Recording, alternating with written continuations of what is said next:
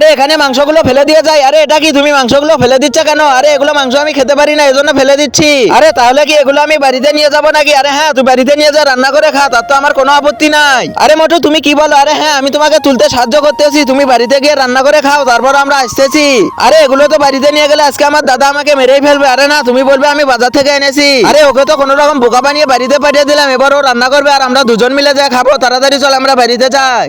আরে আজকে দাদাকে জানানো যাবে না, আজকে আমি চুরি করে রান্না করবো। প্রথমে সবজিগুলো এর ভেতর দিয়ে দেই, তারপর এই মাংসগুলো এর উপরে দিয়ে দেই, আর দেখতে দেখতে এগুলো রান্না করা হয়ে যাবে। ততক্ষণে বন্ধুরা আপনারা অবশ্যই চ্যানেলটি লাইক এবং সাবস্ক্রাইব করে দিন। আরে রাজুদা কোথায় তুমি? দেখো তোমার জন্য আমি মাংস রান্না করেছি, তাড়াতাড়ি তুমি টেবিলের উপর বসে যাও। ঠিক আছে, আমি এখনই টেবিলের উপর বসে যাচ্ছি।